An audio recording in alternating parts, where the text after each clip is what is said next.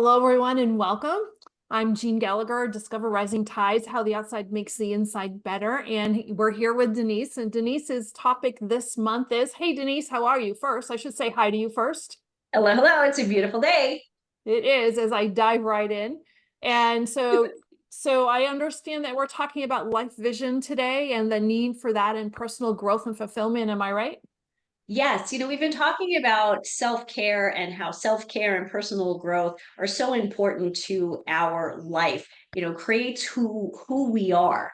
And Mhm. so today I want to talk a little bit about life vision and why that is absolutely necessary. Yes, for personal growth, but truly for fulfillment, to living that life with purpose that we enjoy every single day.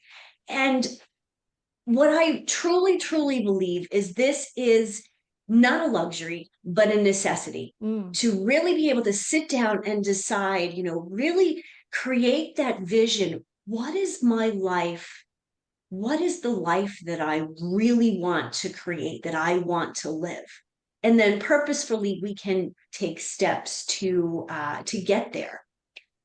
That's that's a lot of heavy lifting, right? Is it, we've talked about so many different areas about self-care, but we really haven't focused. I'm so glad you're bringing this up because we really haven't focused on the life vision piece. It's one of those things. Yes, it's not something you sit down, for 10 minutes and then just write. It definitely takes some self-reflection and really it takes time to actually ask yourself the questions. Well, what's working in life? What do I enjoy? What don't I enjoy? Hmm. And so when we don't have the answers to these questions, our lives can become really disconnected. We don't have purpose. There's no momentum in life. You kind of like, this is when people go, I'm just kind of going through the motions. And we know the type of energy that brings really low energy. Low energy brings more low energy, right? And, when we think of, as the longevity specialist, my goal is to have people uplifted and excited about their health, their wellness, personal, physical, emotional, and mental wellness, today, but really into the future, because it's more than about what's happening today.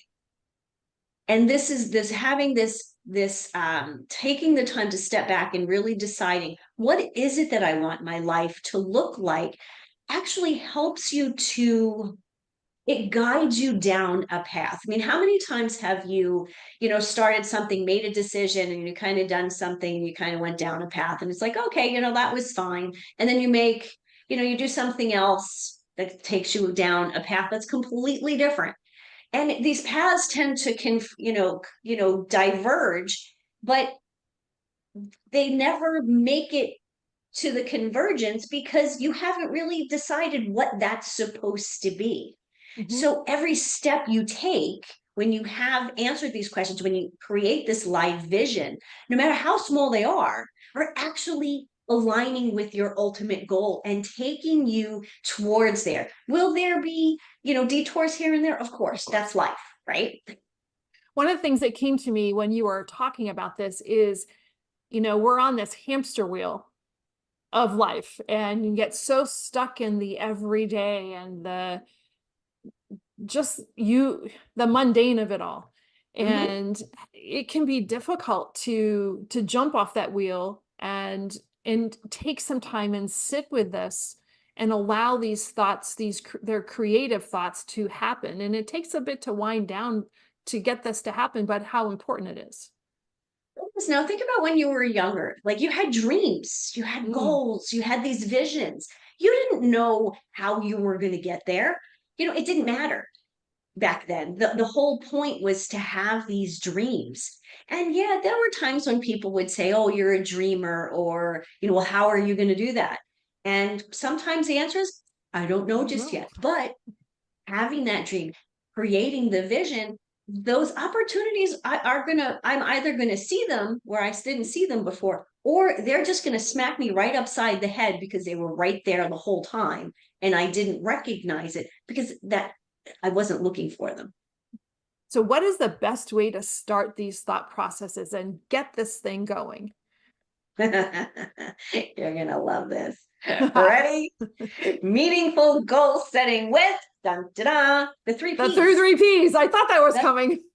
absolutely. There's a reason why I go back to the three P's: plan, prioritize, and prepare all the time. Because with this, this is a plan. A vision is a plan. So, you write it down, ultimate goal, you want this, that, and the other. I want my life to look a certain way. And we need to take steps to get there. We can't actually go from step one to, I've got it all right away. So this is where that prioritizing step comes in. So when you think about it, your lives and your dreams, these goals that you're creating kind of become this beautiful, I don't know, what's the best phrase? Kind of tapestry, like woven tapestry. Instead of all just little pieces of thread that you may have on a table, when you start making these goals and you start planning what this vision really is, what this life vision is, you're really starting to craft something really beautiful, something that's not necessarily tangible, but tangible in a way that you can write down. This is the plan. These are the steps. And then, of course, to prepare. The goals reflect the values, so obviously the vision still has to resonate with your core values.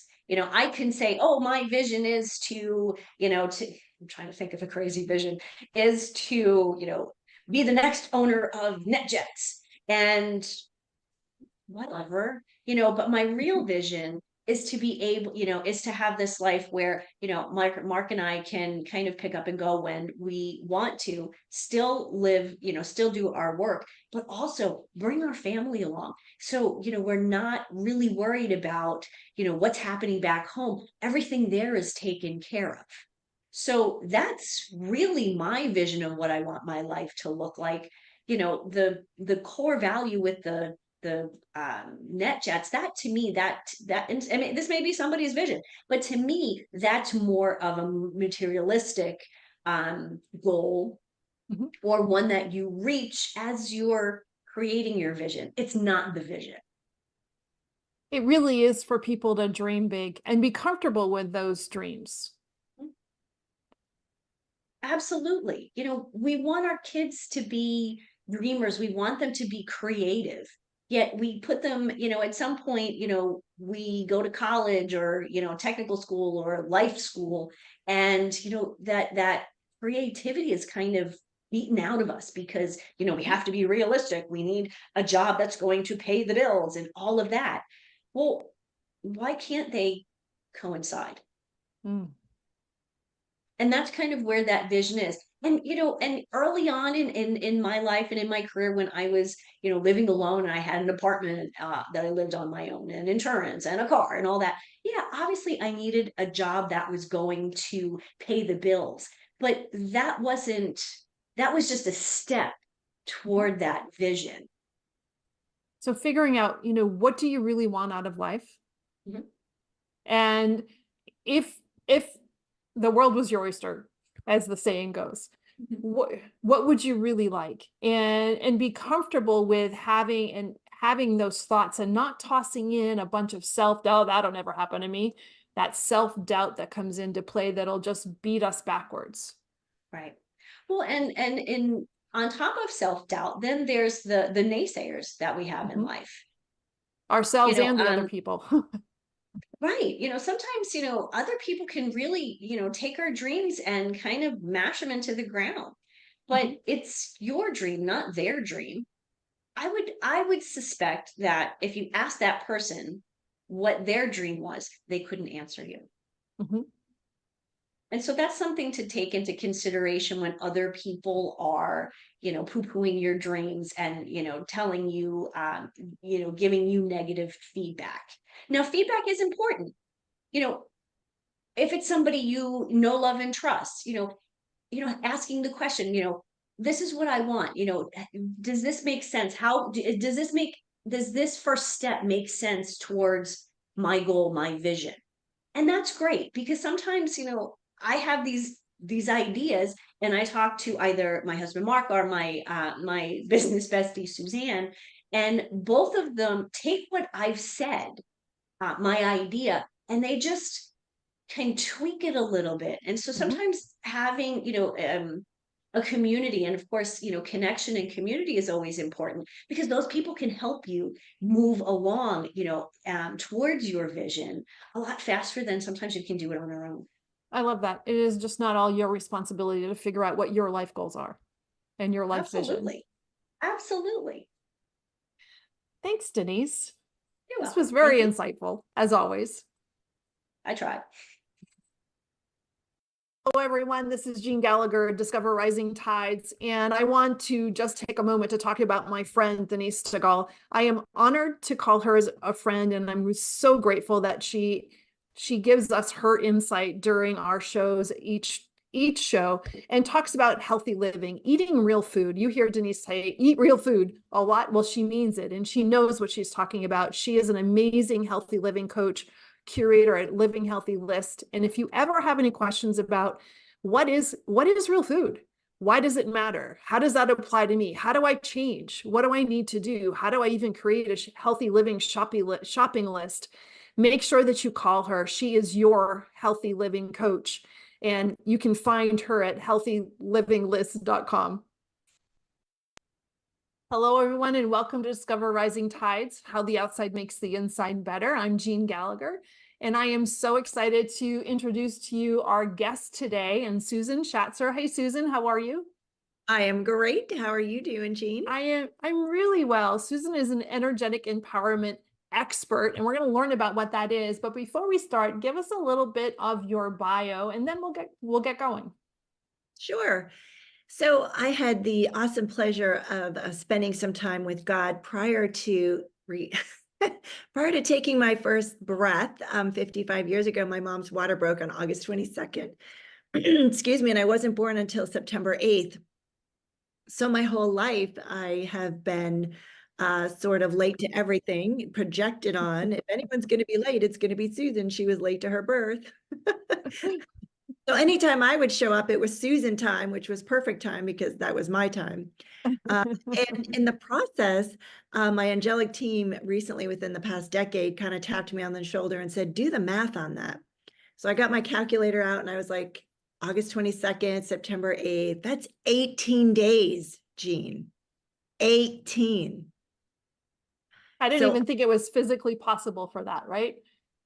yeah. So when I spoke with OBGs and surgeons and pediatricians, they're like, yeah, like you shouldn't be here and your mother should not be here either. So just in and of itself, that's a miracle. But when I realized that it had been that long, I sat back and started asking questions like, well, where was I? Was I like this body in the birth canal inverted for 18 days? Like, really, where was I? And time stopped and I could see every particle, and this sort of lucid dream image dropped down, and I was in heaven, and I was talking with God, and I was sort of arguing with him in a sense that, look, I'm not doing it. I know the rules up here. I get to choose. This lifetime is filled with disease, heartache, betrayal, illness, cheating, on and on and on. And I'm like, look, I'm tapping out. I'm not going. There's got to be somebody else more qualified. I said, why does it have to be me? And he opened his arms like this, and he showed me all of these twinkling lights in there. And I was like, oh, what are those? And he said, those are the souls waiting for you on earth to support them and help them heal for their soul's evolution, which is why we incarnate here. And you can't wait 100 years till it's a nicer place on earth. You have to go now. And I was like, all right, I've got a mission bigger than myself. I'll be in service. So I took my first birth breath, and it was game on with the challenges ever since that first time. That's quite an incredible story in itself. Yeah, that's And lifetime kind of like kicked off. And then I was sort of came here without the veil so I could see the unseen, hear the unheard, and know the unknown. And that's how it all started. Amazing. And so tell us what is an energetic empowerment expert? So cool. So what I do, Jean, is I have the ability to go into someone's reality. So people show me their lifelines, like east to west this way. So I can see all the way back in the past and then what's projected for their future as well. And then their ancestors are shown to me from north to south. So with all of that information, I'm able to tap in and see energetically where the locks, blocks, and stops are. So at that time, our subconscious creates our reality. So I'm able to go into the subconsciousness and pull out the unconsciousness, and their whole reality and life changes. So can I ask a basic question first? Yes. What is a lifeline? So a lifeline is our soul's lifeline. It's the life of the soul. And the line is the spaces and places where we've chosen to be, do, have, create, generate, and institute. And so how do you, trying to figure out how to pose this question. So how do you delineate between the east and the west and the north and the south? And how does that appear to you? So you show me your lifeline this way. So in the middle is the present. So if you're talking about something that happened in the past or a situation, an experience, it could be from a previous lifetime, it would go this way. And you show it to me in like a movie. So it's like a rollout of a movie that I would see. And then projected for the future is every time you make a choice or a decision here, you actually impact the direction of which your lifeline, your destination, where you're headed, gets changed a little bit. Yeah.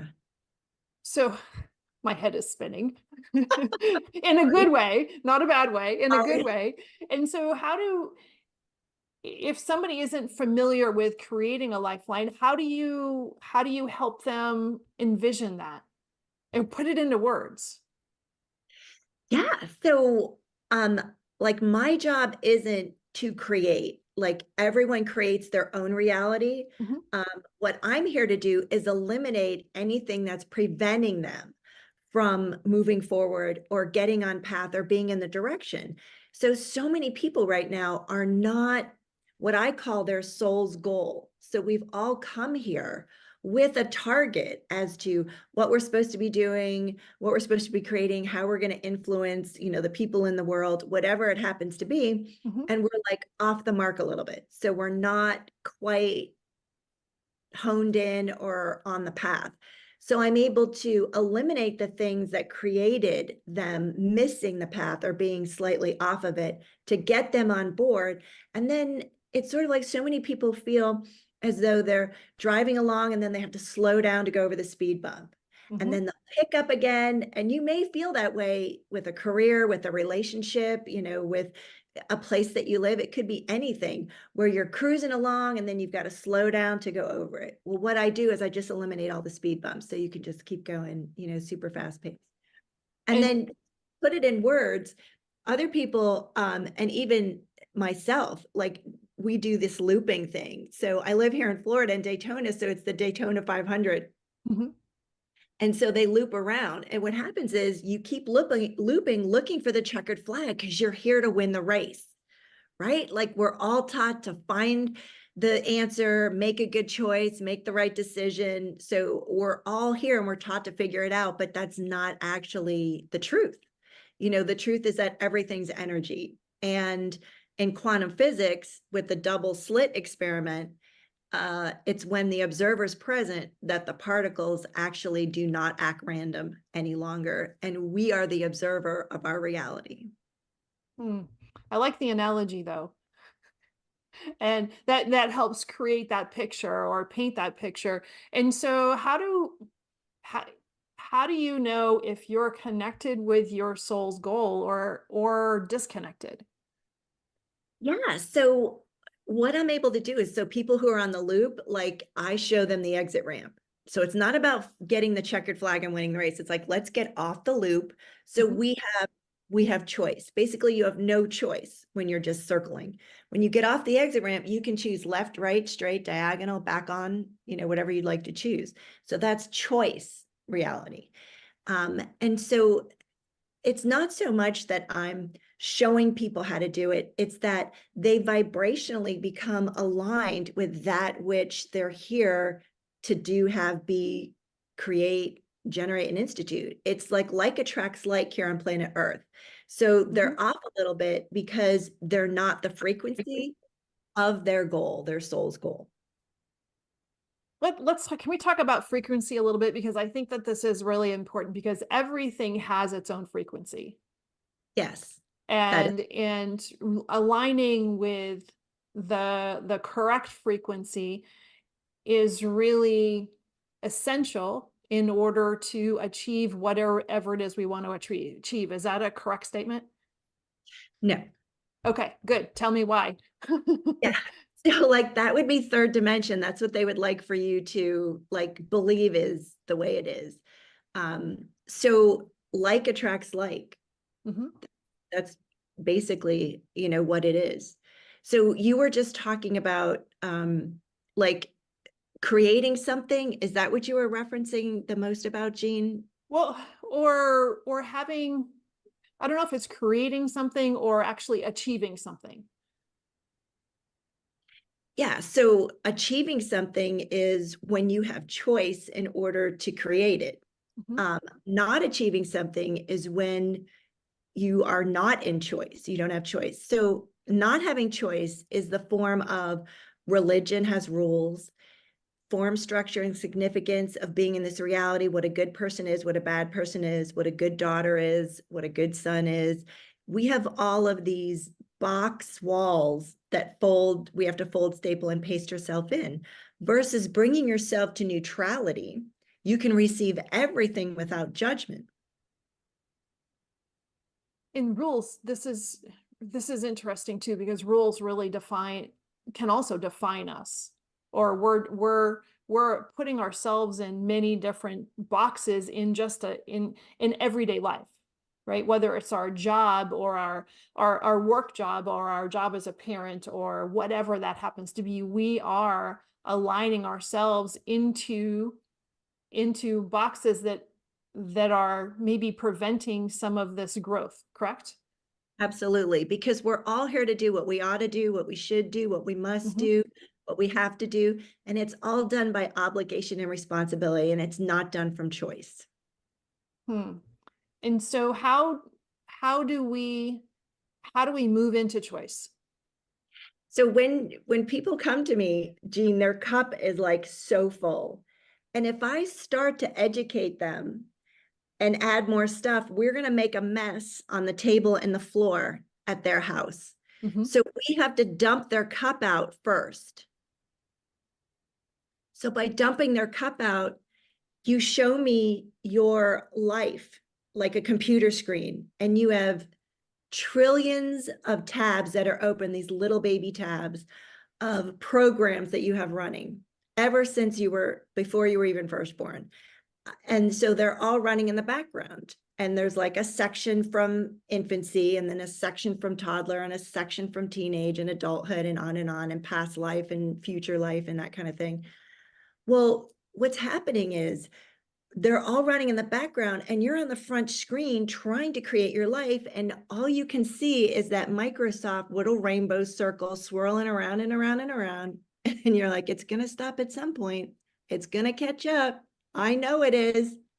And you have to shut your computer down. It'll crash. You have to reload it, restart it. So when I dump your cup out, I'm eliminating those tabs that you have open, so you have more bandwidth. And then your cup is dumped out, so you have more space to invite in that which you'd like to have in your life. And in doing that, your vibration raises, or is a different frequency, because you've eliminated all the stuff you've been lugging around with you that no longer serves you, but did at a certain time. And you're letting it go. Because in your analogy, and that was a really great way to put it, we're all just buffering. Yes. That's a problem. What I do is like the old defragmentation program that we used to do, back in the 80s, Right. 90s, the 2000s, where at night we would like run it. We'd wake up in the morning and like all of our information would be back where it's supposed to be. And we'd have more space and our computer would run faster, quicker, and easier. Well, I'm a defragmenter. I call myself a master pattern interrupter because we're going to interrupt the patterning that people are on, that they've been programmed with, since before they even got here. So when people come to you for help, are there some commonalities, or what drives people to say, geez, Susan, defrag me? Well, they know that it's not working. So it's people who've done like self-help books, seminars, summits, webinars, like courses and healings in pharmacy and doctors. And they've been to they've just tried everything, but nothing seems to be working. Nothing seems to be getting them to the next step. Like they'll make a little bit of progress, maybe slide back or make a little progress, but still not be where they're, feel as though they should be. And so that's when their life kind of crosses my path and they'll show up on my schedule. And it's because like attracts like. And so I have the awareness or the healing or the ability that they're looking for that's going to create greater in their life that they don't actually have access to at this point. Like attracts like. Yes. And do you think that through this process, that their vibration changes, right? And so what they're attracting then would change too. Yes. Yep. They attract people, places, things, conversations, activities, and possibilities that they wouldn't normally have access to if they were still at the frequency they were when we first worked together. Mm. How do you do that? Well, so my angelic team is on this side and I have a galactic team as well. And the person I'm working with, angelic team and galactic team, are on this side. And so we have access to it, sort of like a triangle. This is how I kind of describe it to people. Whereas their higher self is at the top, their angelic team is on one side, their galactic team is on the other side, and I'm the lines that connect the dots. Mm. So I'm able to access through the ambassadors of whatever species they were at whatever time, on whatever planet, in whatever universe. And they're able to step forward and they can show me things, that it's time now to like get rid of stuff. And, Earth and humanity is at a point where, we're awakening. And our vibrational frequencies are rising just as the Schumann resonance is with Mother Earth. And so we're all in combination, in coordination with having this happen. And we're here on the planet very specifically at this time to experience this transition, to experience this ascension, to experience this new way of being, feeling, thinking, and having. Do you find that people have in the beginning of the conversations, there's a challenge in digging out what needs to be dug out? Or how do you help people find the right piece? So if I'm challenged with self-help books.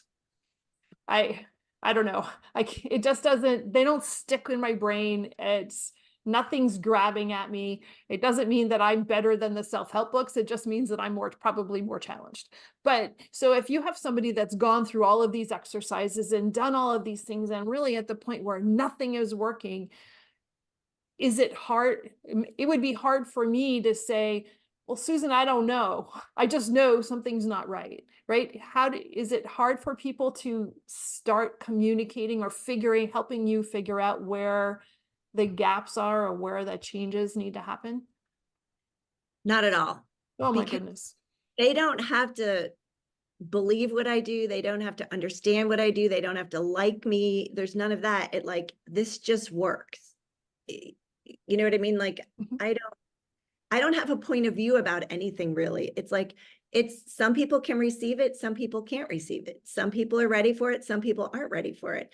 And that's where like all the other modalities in the world are just so awesome because they will resonate with someone that's at that same frequency. That makes sense.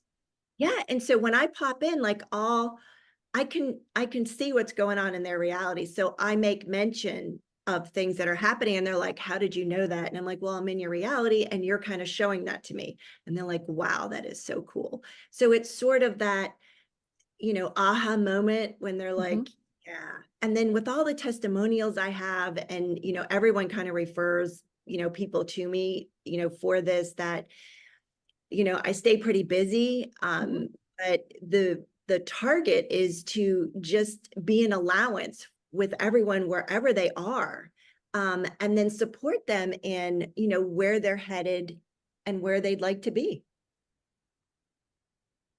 The the transition from not being aligned to becoming more aligned has to be enlightening for people.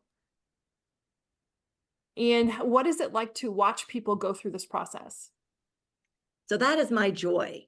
Mhm. um, when people are able to just actually embrace the grace and the gratefulness that is their truth. So many of us have been functioning from the lies of that we were told, the lies that we bought into, the programming that we have running, that they actually aren't in tune with their true essence of Mhm. who they are. So there's an element where I bring back the soul fragments and I bring forth timestamps that have taken place. And I can give you an example of that. So, Hmm. for instance, COVID and 9/11, and before that, the Kennedy assassination, they were all incidences that happened here in America, but COVID was all around the world, Mhm. but here in America as well. The whole world sat back, took notice, and with 9/11, like every plane came to the ground, every border was locked down. And we all know exactly where we were, who we were with, what we were Mhm. wearing, and probably what we had for breakfast that day when that took place. Mhm. That is a timestamp. Because what happens is you start to move and create based on that time. So right now, the soonest one is COVID that we've had. Before that was Mhm. 9/11. Before that was like Kennedy. So with COVID, people are still now going, now wait, did we meet before Or COVID? or after. Yeah. Now, was there something we did in the middle or was that after COVID? And so you start creating your reality based on the past Mm. and what that past incident creates. So and this is, see, energy doesn't have words. So I tried to give as much words to give you the visualization of kind of what it is that I work with. Mhm. We all have a record. So we have our personal records and then humanity has a record. And so when there's an incident that creates a timestamp, and so COVID, 9/11, Kennedy all brought up emotions, and it was Mhm. emotional trauma at whatever Mhm. level it was for each of us. For humanity, it creates a scratch on the record. On our personal records, our emotional trauma creates a scratch. So every day when you wake up and you start playing your record, you get to a certain part and you're like, and then you go around and there's like a skip. So what I do is I go in and I eliminate the incident, I eliminate the charge, I eliminate the trauma from it, and it cleans your record. So Mm. that way you're no longer having to function from that traumatic experience that took place. Mm. Interesting. And that timestamp, I can see how that timestamp is embedded in all of us without us even knowing. Exactly. And it's designed to do Mhm. that. Yeah. How is it designed? Why? Well, it's designed so you're not free flowing. So there's a thing called round peg, round hole. And when we were kids, we kept trying to force those little cubes. Remember that little shape Yep. machine? It was red on the top and blue on the bottom, and you'd pull it open and you'd shake the shapes out. Well, we would try to jam like the star in the circle, like it just wasn't going to happen until you got the right shape in the right hole. Well, that's what it's like. Like as humanity, it's kind of like running along on our record, and we're playing it and we're looping and we're in flow. There's a speed bump that needs to take place to stop us, to bring up fear, to create an emotional traumatic event, whatever it happens to be. And so the more of humanity that's impacted by it, the slow down, the slower it creates us in moving forward and expanding, because we buy into that trauma, drama, and the reality or the narrative that they're setting forth with whatever they choose to create for us. So when you talk to people, do you have like a feeling or an inclination or an energy feeling that you're getting when you're talking to somebody? All the And time. and does it change because now that we're after COVID, here's that timestamp, we're all virtual, right? Versus most everybody was in person before in a lot of things that we do. How does that change for you? Or does it change at all? No, because there's no separation. Whether you're here or I'm standing next to you, there's the same amount of information that's being exchanged. So every molecule has consciousness. So that's the food we eat, the clothes we wear, the technology we're using. That's also our thoughts, our feelings, and our emotions. So all of those also speak to us in ways.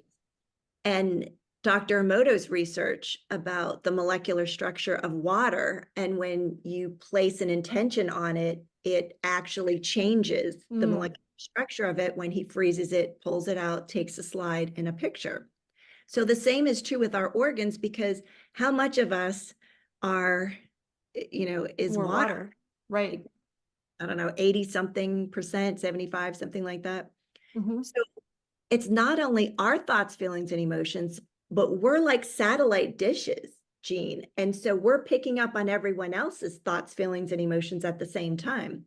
And we hear it up here. And because we hear it up here, we think it's ours. So we start to run, good, bad, right, and wrong based on what we're hearing, even if it's not ours. That's what creates the situation with our bodies, because our bodies have an immune system to keep it healthy. And the immune system is dual fold. So one part of it gets rid of pathogens, illnesses, viruses, bacteria, anything like that in the system. The other part of the immune system filters out your emotions. So when you're at a young age, your immune system is not overloaded yet with all of life's trauma and drama. What we eat, what we drink, and what we breathe, that's all been tainted to not be true and pure and good for the body, helpful and healing. The body is self-preservating.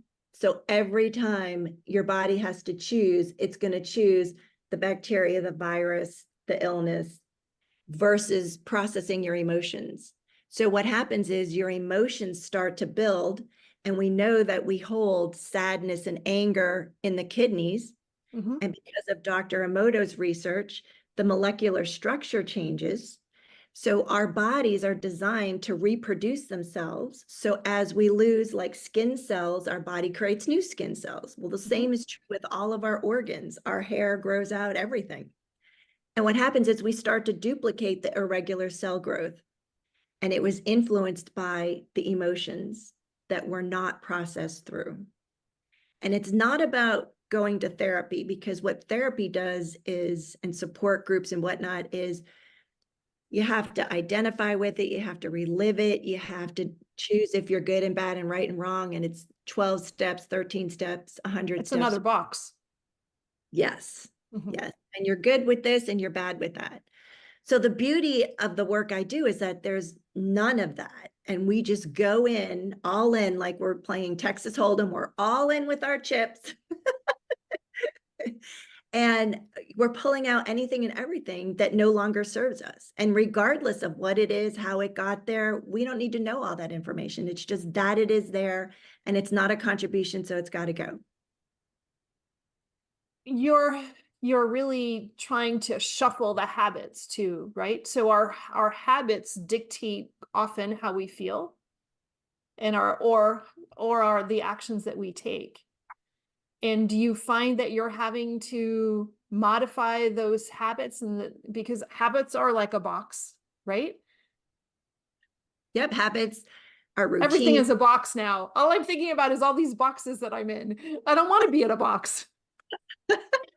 Yeah, so Truth, let me ask you, so are you do you have a being? So we have our body and we have our being. So the being is like spirit, source, soul, ghost, whatever people would like to refer to it as. So Truth, are you a being and a body or a body and a being? Say that. Okay, so let's let that digest a second. So are you a being and a body or a body and a being? Okay. Yeah. And how do you figure that out? Talk to you. I just like to ask people what their perception Yeah. is, because a lot of religion has told us that the spirit's in the body, Okay. that the body houses your spirit. Well, you're actually infinite. So you've been here for the life of the universe. And doctors and scientists say it could be like in the trillions, multiple trillions of years. So you've been in different spaces in different places at different times, taking on different configurations of everything, because the target is to experience everything like God. We broke away, like we are God. And God decided, you know what? I would like to have these experiences here. You get to go do that. So a soul is born. And then that soul gets to go choose and do and be and have all these experiences. So that's why we talk about oneness, because we're all from God. We are God. And we're here to have tons of experiences. Only at this point in time here on planet Earth, we're looking to have like the greatest experience and the most fun possible. So people will ask me, well, what do I do? And how do I choose? And where do I go from here? I'm like, well, what's fun for you? They're like, what do you mean what's fun for me? Like, do you realize how hard it is for people to decide or choose or think of something fun for them? It's astounding. Like play, what do you like to play with? What would be fun for you? And they cannot, even in the face of total awareness, like figure that out. And fun, and so for me, I call it the fun factor. And so like life is difficult enough, wouldn't you say? It can be a challenge. Yeah. And if we could have figured out how to have the most joyful, completely abundant, amazing life, don't you think we would have by now? But that also changes our energy too, our frequency. What, having fun? Yes. Yeah, exactly. Yeah. So the thing is, like, we would have figured it out if we could have, because it's not about figuring anything out. It's about the energy. And so fun is play, and play is when you were 3, 4, 5, 10, 8 years old, and you would create based on play with what was fun. And you could go from this and go to that and go to the next thing and just keep creating. Versus now, you don't know how to create anymore, because you're supposed to do this and you have to do that and you must do the other thing. That's not how creation takes place. I think that's a profound thought, and so important for people to really seek you out. Yeah. Yeah. So when we were babies, right, we didn't really know anything at the time. Like we didn't even have language. Our first language is energy, Jean. It's not English, Spanish, French. Our first language is energy. When we came out, and you'll see it with animals as well. You know how you'll see a baby like look up at the wall and go, what are they looking at? There's nothing there. Well, they see beyond the colors that are in the large crayon box. Yes, another box. We were taught to see only what was in the colors that were in the large crayon box. Anything else is not real. It's not believable. If you can't see it, it's not true. You can't have it, yada, yada. So it's all that programming ever since we were little. So we were taught as children that this frequency is red. This frequency is white. And you were taught over and over and over again, this frequency is black or silver. You were taught over and over and over again with repetition that that frequency is what we call red, and red is RED. And this person, this frequency is mom, and this frequency is dad. So you start to form the box since they're a baby that they form structure and significance fit in. That's just how this planet was designed. This just is how this reality is right now until they get with me, and then we just blow everything up. Amazing. This has really been a fascinating conversation. And so if people would like their box blown up and really understand where they're at and where they really want to be, how do people get in touch with you, Susan? Yeah, so just go to my website, susanshatzer.com, and there'll be a booking link right on there, as well as explanations and videos and testimonials and whatnot. But yeah, book a 30-minute, there's no cost consultation. And we just kind of sit and chat and see like what's going on, what's happening, you know, your level of receiving, like, is this something that, you know, you're ready for? Can I support you with it? And we just take it from there. That's fantastic. This has been really fascinating. So Thank you you so much for having me. I love, you know, rising tides, like Discover the Rising Tides, because this is a tide that's rising for humanity. You know, I live right on the beach, and the tide goes in and out every day. And it takes out, when it goes out, like all of the stuff that no longer serves everyone, and it brings in back the new. And the awarenesses of what is required for the next day. So I love, and I just felt so led to both of you to be here today to kind of speak to what you're creating in the world. And I'm extremely grateful for that opportunity. Thank you. Thank you so much. Thank you so much for listening today. Today's show was sponsored by Seaside Solutions, my financial services company. As a business owner, it's easy to be pulled in many different directions, and often taking care of yourself plummets to the bottom of the list. For me, I find myself outside to reground. My time outdoors helps me manage my day more effectively and be more present for my clients. Through this, Discover Rising Tides was born. At Seaside Solutions, we truly believe that education is the foundation of financial wellness. Our primary focus is to provide guidance that is designed to help you achieve your long-term financial goals and visions. Working with a plan allows space for doing more things that you love, like being outside to make the inside better. If I can help you create or realign your plan, or if you would like to be added to my weekly newsletter, please let me know. This week's topic was 5 ways to set more achievable goals. Your referral means the big, beautiful world to me, and if I can help, please let me know. And thank you so much for listening, and see you next time.